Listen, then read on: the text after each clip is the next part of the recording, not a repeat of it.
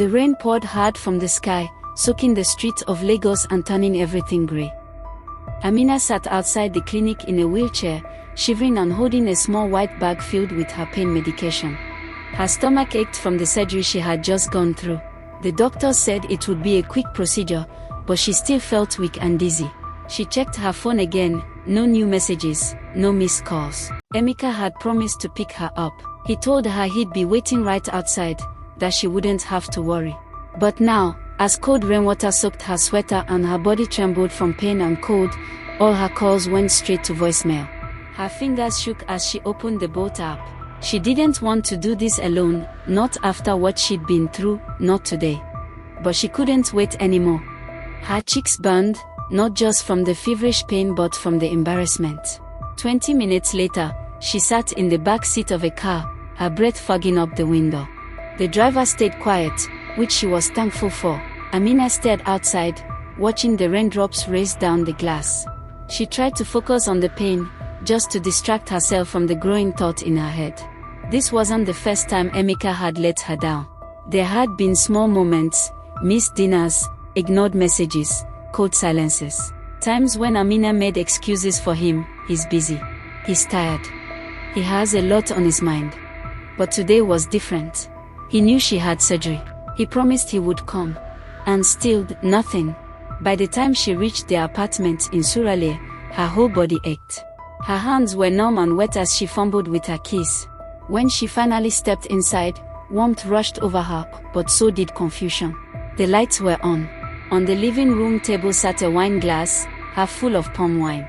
But it wasn't hers. She hadn't drunk palm wine in weeks. Then she saw it, a faint smudge of lipstick on the rim. Her heart pounded. Before she could think, she heard it, a woman's voice, humming. The shower was running. Amina stood frozen, the pain in her body fading into something colder. She wasn't alone. She sat on the edge of the couch, still sore from surgery, but her mind wasn't on her body anymore. Her eyes locked onto the wine glass. Her ears buzzed with the sound of that woman's voice. Everything around her suddenly felt like a stranger's house, the warm lamplight, the soft rug, even the photo of her and Emeka on the wall, smiling at Takwebe. It all looked fake now. She gripped her knees, taking deep breaths. She wasn't ready to scream or cry. Not yet. First, she needed to think. Amina was 28, a freelance artist who worked from home. She had built a quiet life, one that felt safe. That's all she ever wanted. Safety.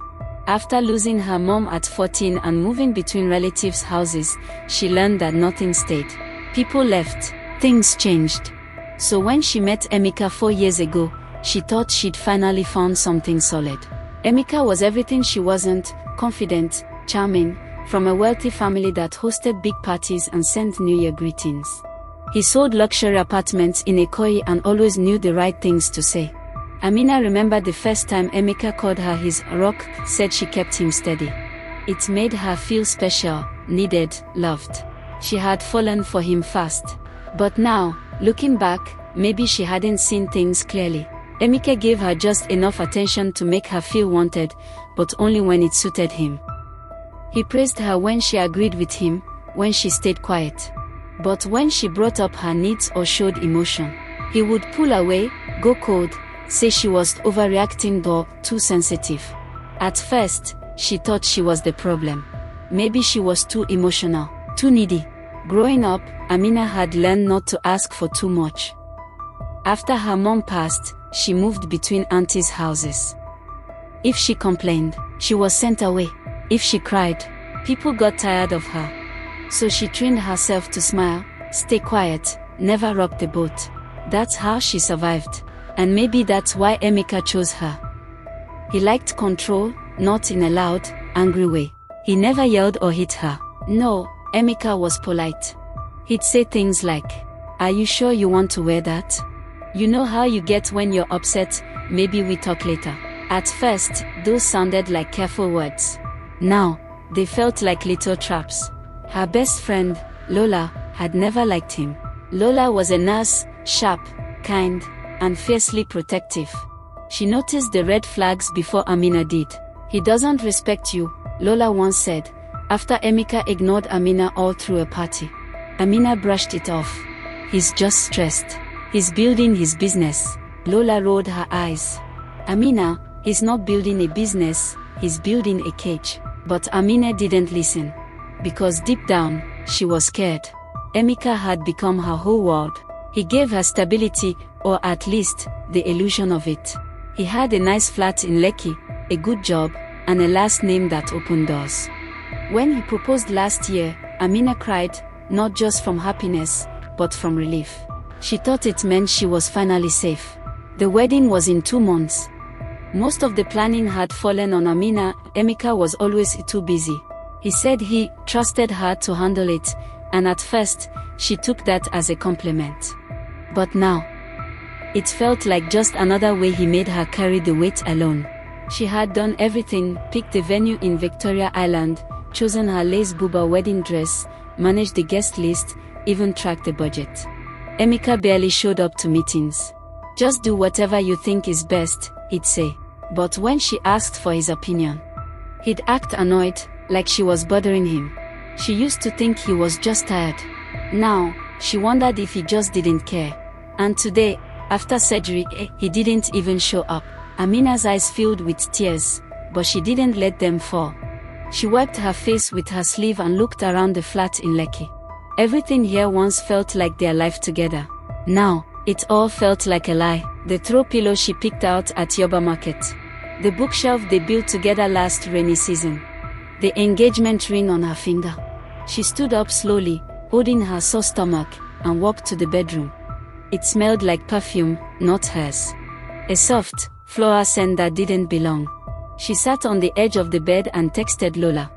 I think something's really wrong. Can you call me? She hit send, then looked back at the palm wine glass. The lipstick stain. The woman's voice in the shower. The truth settled in her mind, cold and sharp. Emeka hadn't just forgotten her. He had replaced her. But Amina wasn't going to fall apart. Not yet. She had survived alone before. If she had to do it again, she would. Only this time. She wasn't going to stay quiet. She wasn't going to be easy to control. And she wasn't going to let him get away with it. The humming stopped. Amina stood frozen in the hallway, her heart pounding in her chest. The sound of running water shut off. The bathroom door creaked open. A young woman stepped out, wrapped in a towel, her hair wet and curly. She froze when she saw Amina. Oh, the woman said, startled. I thought you were gone till evening. Amina didn't answer. She couldn't. Her mouth felt dry, and her legs still ached from the surgery, but none of that mattered now. All she could do was stare. The woman gave an awkward smile. You must be Amina. Emeka told me about you. Amina blinked. Told you what? That you were his friend, the one going through some stuff. He said you were staying here for a bit until things got better. Amina's ears buzzed. Her vision blurred for a second. She gripped the wall to steady herself. He said you were just crashing here. That's why I've been, the woman motioned around the flat. You know, staying over sometimes. Amina tried to speak, but no words came out. With shaking hands, she pulled out her phone, opened the voice recorder, and quietly hit record. What's your name? Amina asked, barely keeping her voice calm. Busy, the woman said, still standing there like everything was normal. I've been seeing Emeka for a couple of months now. I thought he lived alone. He said you were just a friend, going through a rough time. The words, going through a rough time, echoed in Amina's head. She couldn't feel her body anymore, her chest was tight, her skin cold, like she was floating outside herself. She nodded slowly, keeping the phone recording. Busy continued, still clueless. I'm sorry if this is weird. I wouldn't have stayed if I knew. He said you weren't coming back today. Amina stopped the recording. She didn't yell. She didn't scream. She just turned away and walked into the bedroom, her mind spinning. Busy stood in the hallway, confused and uneasy. Later that night, after Busy had left, still unsure what had happened, Amina sat on the couch in silence. Her pain meds had worn off, and her stomach ached, but she ignored it. She didn't want to sleep. She didn't want to cry. She just wanted answers. The front door opened after 11 p.m. Emeka walked in, casual, like nothing had happened. He hung his coat and gave her a quick glance. "You're up late," he said. Amina stared at him. "Busy was here." Emeka froze. His face stiffened for a second, then he laughed lightly, like it was no big deal. "She wasn't supposed to be. She thought I was your roommate. That I was just staying here for a while." Emeka ran a hand through his hair. "Look, I didn't think you'd be back so early. You're emotional, you just had surgery. This isn't the time to talk about things like this. This isn't the time." Amina repeated, her hands trembling but her voice steady. Emeka sighed, shaking his head like she was a child throwing a tantrum. "You're overthinking everything," he said, his voice dripping with fake concern. "You always do this when you're upset. It's the stress, the pain meds, you're not seeing things clearly." Amina stood up slowly, every muscle in her body screaming, but her voice stayed steady. "You lied to her. You lied to me." Emeka stepped closer, softening his tone like he was talking to a toddler. "You're not well, Amina. You're letting your emotions get the best of you." And there it was, gaslighting. I recorded what she said. That made him pause. For a split second, something dark flickered in his eyes, fear. Then he covered it with a slick smile. "You're seriously recording people now? You know how that makes you look, right?" "I don't care how it looks," Amina said. "You're being paranoid," Emeka snapped. "You've always been like this, always making drama where there isn't any." Amina didn't reply. She just looked at him. And for the first time, she didn't feel small. She wanted to scream. She wanted to fling the palm wine glass at his head. But she didn't. Not yet. Because now, she needed to know everything. How long had this been going on? How many other lies were there? This wasn't just a mistake. It was a pattern. A web of lies he had carefully built, piece by piece. And now, she was caught in it. But not for long. She wouldn't leave that night. Not until she knew how deep it all went. Not until she had the full truth. Amina went to bed in silence, lying beside Emeka without touching him, staring at the ceiling. She was done being the quiet one, done believing his smooth words. From now on, she would trust only one thing, proof. The next morning, Amina woke up with her body aching and her heart even heavier. Emeka was already gone, no note, no text, just silence. She sat up slowly, her hand resting on her sore stomach. But the real pain was deep in her chest. The memory of Busy in the tower wouldn't leave her mind. The way Emeka had looked at her last night, like she was the problem, made her stomach twist. She couldn't go on like this. Not without knowing the full truth. So she started looking. Then, one evening, Emeka left his laptop open. Her chance. He had gone to shower, and Amina's hands moved fast, her heart pounding in her ears. She clicked through. His emails. His messages. His calendar. At first, it was just small things. Flirty chats with other women. Dinner reservations he had lied about. Cancelled meetings that never actually got cancelled. Amina thought the lies couldn't get worse until she found the bank statements. Emeka had opened a secret account. She scrolled, her stomach dropping as she saw transfer after transfer from their joint savings, thousands of naira, siphoned off bit by bit over months. He told her the money was for their wedding in Victoria Island, but all along, he'd been stealing from her. Her fingers froze on the keyboard. This wasn't just betrayal. It was theft. Then, just like that, she lost access. The next day, their shared bank login changed. His email password changed. Even the wedding planning app locked. When she asked Emeka, pretending to be confused, he just smiled. "I thought it was safer this way. You've been forgetful lately." Forgetful. That's how he talked now, like she was unstable. He started planting seeds with their friends too. Amina hasn't been herself since the surgery. She's so paranoid these days. Soon, some mutual friends stopped texting back. One even asked, "Are you okay?" in that soft, pitying voice, like she'd lost her mind. Amina felt like she was drowning. But she wasn't alone. Lola came over that night, bearing suya and jollof rice, because Nigerian best friends don't show up empty-handed. Amina finally spilled everything, busy, the stolen money, the gaslighting. Lola didn't even blink. I always knew something was off, but I didn't know it was this deep. I feel stupid, Amina whispered. Lola grabbed her hand. You wanted to believe in love. That doesn't make you stupid. It makes you human. Amina and Lola sat in silence for a while, the weight of the truth heavy between them. Then Lola spoke up. You need to talk to someone who's been through this. That's how Amina ended up meeting Chioma, Emeka's ex-fiancé. Lola had found her on social media and reached out quietly. They met at a small buka, local eatery, in Ikeja, far from Emeka's usual spots. Chioma looked tired but kind.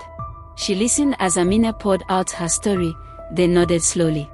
He did the same thing to me, Chioma said. At first, he was perfect, charming, sweet, made me feel like I was lucky to have him. Then he started taking money, saying it was for our future. He cut me off from friends, told everyone I was too emotional. When I finally left, I had nothing, no savings, no support. Amina's heart sank. You weren't the first, Chioma said softly. And I doubt you'll be the last. Amina walked home that evening, her thoughts swirling. Chioma's words echoed in her mind. All this time, she thought she was alone. But she wasn't. Emeka had done this before. He had a pattern, and she had fallen into it, just like the others.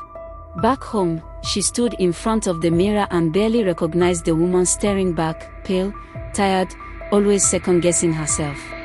She thought of all the times she'd stayed quiet, all the times she'd let Emeka decide how she felt, who she could trust, what she was worth. Shame burned in her chest, but stronger than that was anger. I let him do this to me, she whispered to her reflection. But not anymore. She called Lola. I need to collect everything, Amina said, her voice steady for the first time in weeks. Every text, every bank slip, every lie. Not just for me, for the other women too. If I can build a case, maybe he won't do this again. Lola didn't hesitate. I'm with you. Let's bring him down, piece by piece. That night, Amina sat at her desk with a notebook and a flash drive. She started documenting everything. Dates, names, screenshots, bank records, voice notes. She walked quietly, carefully backing up proof. She wasn't ready to walk away yet, not because she still loved him, but because she wanted the truth. And this time, she wouldn't let anyone rewrite her story. Amina played her part perfectly. She smiled more than usual, laughed at Emeka's jokes, held his hand, even said I love you back when he whispered it, though every word tasted like a lie. Emeka had no idea. He thought things were getting better. We need a fresh start, he told her, and invited her to his family's estate in Abeokuta, a grand house with sprawling gardens, tall windows, and the kind of quiet that felt too perfect. He wanted to show her off again, like nothing had ever happened. Amina agreed. She packed her best outfit, acted sweet, played the role of the happy fiancé, but inside, her heart was cold, calm, and focused. Chapter 12, The Reckoning. Amina kept her emotions in check. She had a plan. At the Abeokuta estate, she waited until Emeka fell asleep. In the guest room, she quietly hacked into his email, thanks to tips from Lola's tech-savvy cousin. There, she found a folder labeled busy_wedding. Her hands froze. Inside were venue bookings, cake orders, ring receipts. Emeka had proposed to 2 women at once. Amina saved every file, then prepared a slideshow disguised as a special announcement. Emeka, thinking it was romantic, helped plan the dinner, even inviting his family, friends, and Busy, calling it a fun surprise. At the dinner, under fancy lights, Amina stood. I'd like to share something special, she said calmly. The screen lit up. A photo of her and Emeka smiling. A photo of Emeka and Busy cozy at a dinner Amina wasn't invited to. Proof of double bookings, stolen money, and lies. A voice recording played, Busy saying, Emeka told me Amina was just a friend crashing for a while. Busy turned pale. What? Emeka stood, panicked. Amina, stop this. She didn't. The final slide read, When someone shows you who they are, believe them. Silence. Emeka's father stood up, his face dark with anger. You lied to everyone, he thundered. You used her. You've shamed this family. Emeka tried to explain, but no one listened. Busy fled in tears. Friends turned away. Not a single person defended him. He whirled on Amina. You ruined everything. She met his gaze calmly. No, Emeka, you did that yourself. I'll make you pay for this, he spat. Amina didn't flinch. I've already filed legal papers. The accounts are frozen. Every naira is being tracked. And I have all the proof I need. She picked up her bag and walked out, back straight, head high. Emeka's shouts followed her, but she didn't turn back. She didn't need to. The truth was hers. The proof was hers. And finally, her freedom was hers. Her new flat in Yoba was small but peaceful. That first night, she didn't cry. She simply sat among unpacked boxes, breathing in the quiet, no shouting, no lies, just space that belonged to her alone. With Lola's help, she opened a cozy design studio above a Lagos bookstore. Soft yellow walls. Potted plants by the windows. Her name on the door in bold letters, Amina's Creations. Clients came slowly at first. But word spread. People loved her eye for detail, her calm presence, her gift for turning stories into art. Then one day, she shared her own story online. Not dramatically, just honestly. A single sentence straight from her heart. When you stop fearing the truth, you find your power.